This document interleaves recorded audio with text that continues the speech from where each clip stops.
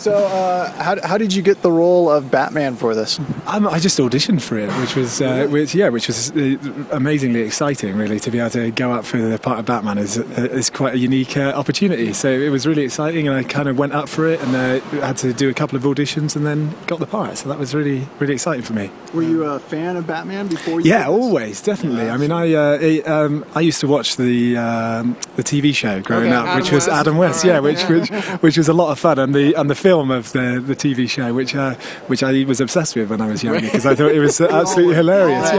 It's amazing. So I've always been a big Batman fan, and then sort of the Tim Burton movies, and then on to the sort of later stuff. So yeah, I've always been a big fan of him. So was there any particular actor that's done Batman before that you kind of looked at and said, I want to do something similar to that but different?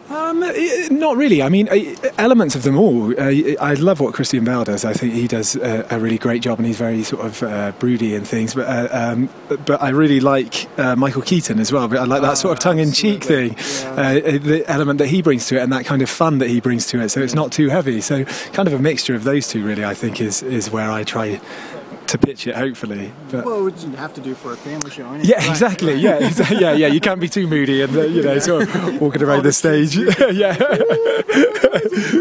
So we saw the choreography. I have to ask you. We watched you guys training, and we asked about how long it took you guys to prepare. My question for you, as Batman, I know that costume weighs a lot, and so from preparation and rehearsals to actually donning the costume, how much more daunting was it to actually perform the stunts and some of the action scenes in costume? In the costume, it's kind of a strange thing, really, because you do get used to, once you're doing it without the costume, you really get used to how your body feels and how you move, and it is heavy, and you're wearing a sort of full body harness as well, which is really tight.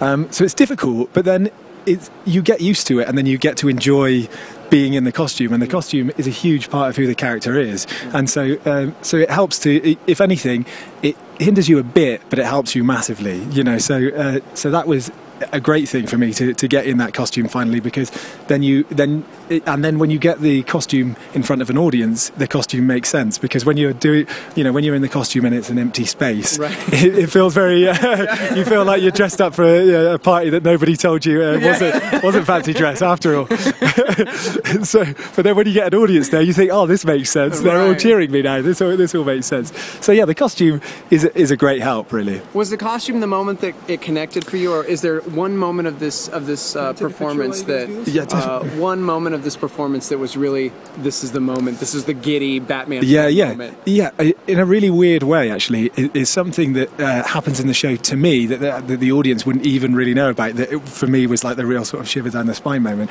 which is at one point towards the end of the show, I come up from underneath the stage, and there's sort of dry ice everywhere, and there's a light shining right behind me, and you can see the shadow of the costume on the floor. Right. And for me, that was the moment that I thought, yes.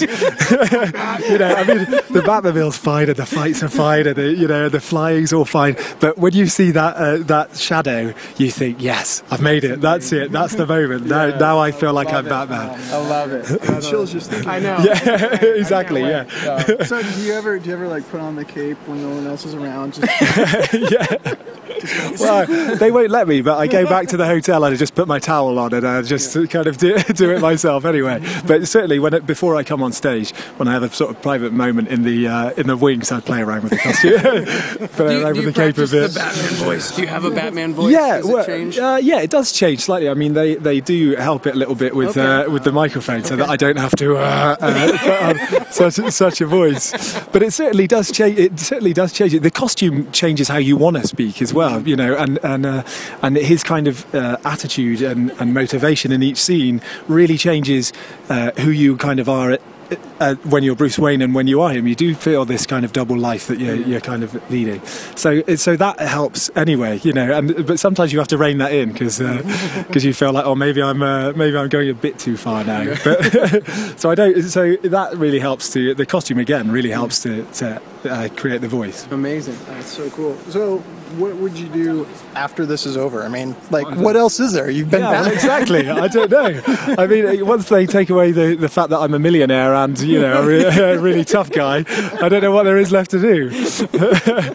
Maybe just be some sort of king or something somewhere. Maybe buy an island and make myself the king.